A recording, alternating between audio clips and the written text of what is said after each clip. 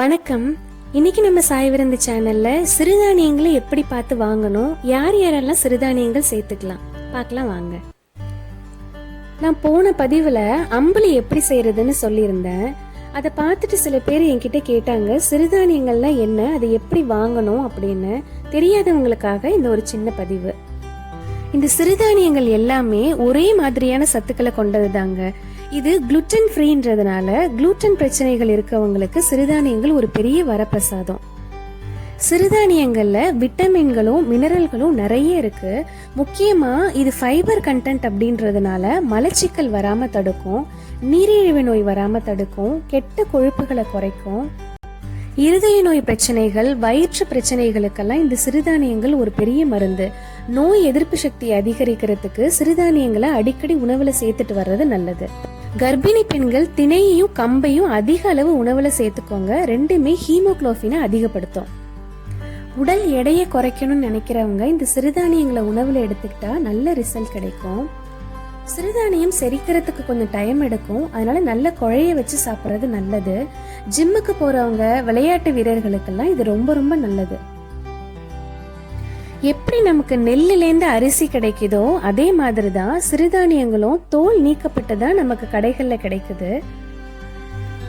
எப்போதுமே சிறுதானியங்களை வாங்கும் பொழுது வெள்ளை நிறத்துல அரிசி இருந்ததுன்னா வாங்காதீங்க. அரிசியை பாலிஷ் பண்ண பண்ண அதோட நிறம் வெள்ளை கலரா மாறிடும், அதுல எந்த சத்துமே இருக்காது. தோல் நீக்கப்பட்ட அரிசி சிறுதானியங்கள்லாம் கொஞ்சம் பழுப்பு நிறத்துல இருக்கும், வெள்ளை நிறத்துல இருக்காது. அதுதான் நிறைய சத்துகள் இருக்கும். இது தோல் நீக்கப்படாத சிறுதானியம். இது இப்படிதான் இருக்கும் பாருங்க.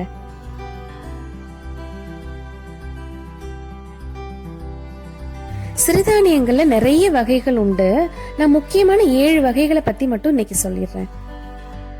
நம்ம முதல்ல பார்க்க போறது ராகி. ராகி இந்த மாதிரி சிவப்பு நிறத்துல இருக்கும். கோடை காலத்துக்கு இது ரொம்ப ஏற்ற உணவு. இதை களியா சாப்பிடலாம், தோசை பண்ணி சாப்பிடலாம், பலகாரங்கள் செஞ்சு சாப்பிடலாம், புட்டு செஞ்சு சாப்பிடலாம். ரொம்ப நல்லா இருக்கும். தாய்ப்பாலுக்கு அடுத்து இணையான ஒரு சத்து உள்ள பால்னா இந்த ராகிலேந்து எடுக்கக்கூடிய பால் தான். 1 வயசுக்கு மேல இருக்க குழந்தைங்களுக்கு இந்த ராகிலேந்து எடுத்த பாலை கொடுக்கலாம்.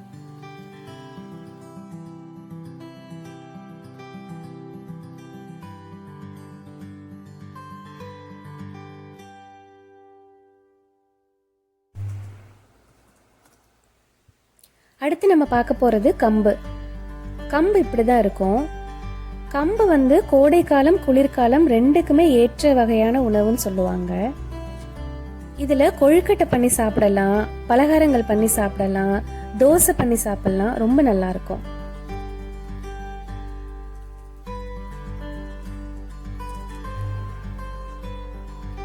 அடுத்து நம்ம பார்க்க போறது வெள்ளை சோளம். இது மக்காச்சோளம் கிடையாதுங்க, இது வெள்ளை சோளம். இது கிட்டத்தட்ட கம்பு மாதிரியே இருக்கும். கலர் வெள்ளை நிறத்துல இருக்கும். இதுல நம்ம தோசை, இட்லி எல்லாம் செஞ்சு சாப்பிடலாம், கிச்சடி மாதிரி பண்ணி சாப்பிடலாம். ரொம்ப வாசனையா நல்லா இருக்கும். வடநாட்டு சைடு இருக்கவங்கலாம் இது உடல் அழகுக்காகவும் உடல் எடை குறையறதுக்காகவும் இதை அடை செஞ்சு சாப்பிடுவாங்க.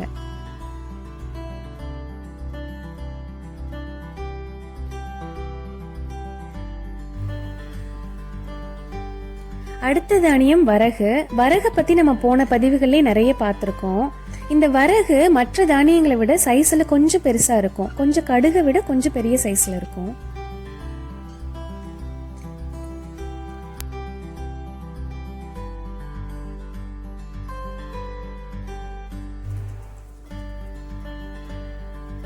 அடுத்து நம்ம சாமை பத்தி பார்க்க போறோம். சாமை நல்ல பழுப்பு நிறத்துல இருக்கும் இந்த மாதிரி. இது ரொம்ப பாலிஷ் செய்யப்படாத சாமை. இது கலர் பாருங்க, நல்ல பழுப்பு நிறத்துல இருக்கும். இதுலயே நீங்க தோசை, பொங்கல் எல்லாம் பண்ணி சாப்பிடலாம், நல்லா இருக்கும். அடுத்து குதிரைவாலி அரிசி பத்தி பார்க்க போறோம். குதிரைவாலி ஏழைகளின் அரிசின்னு சொல்லுவாங்க. இது விலையும் கம்மி, ரொம்ப அதிக சத்துகள் உள்ளது. இதுல பாயசம் செஞ்சு சாப்பிடலாம், தோசை பலகாரங்கள் செஞ்சு சாப்பிடலாம். நான் கிட்ட காமிக்கிறேன் பாருங்க.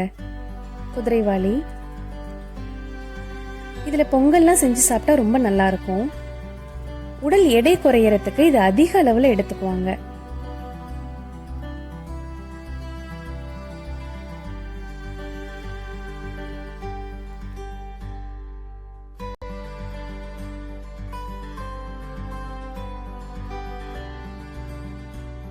சாமையும் குதிரைவாளியும் பார்க்கறதுக்கு ஒரே மாதிரி இருக்கும்.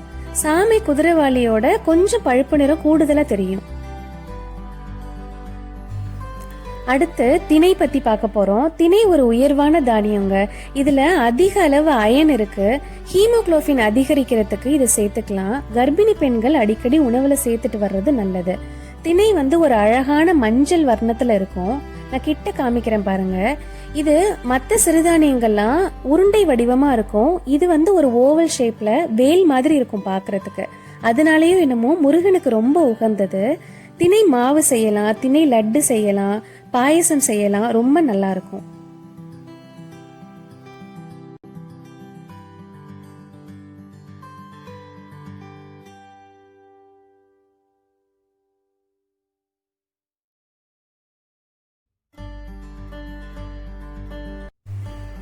இந்த சிறுதானியங்கள்ல நீங்க ராகி, கம்பு, வெள்ளை சோளம், திணையெல்லாம் ஈஸியா கண்டுபிடிச்சிடலாம். இந்த வரகு, சாமை, குதிரைவாளி இந்த மூணும் பார்க்கறதுக்கு ஒரே மாதிரி இருக்கும். கடைகள்ல இப்ப பேக்கெட் போட்டு ஈஸியாவே கிடைக்குது. நான் என்னோட அடுத்த பதிவுகள்ல எப்படி சிறுதானியங்களை வச்சு சுவையான உணவுகள் செய்யலாம்னு நான் பதிவிடுறேன். சிறுதானியங்களை உணவில் சேர்த்து நம் பாரம்பரிய அரிசி வகைகள் அழியாமல் பாதுகாப்போம். நன்றி.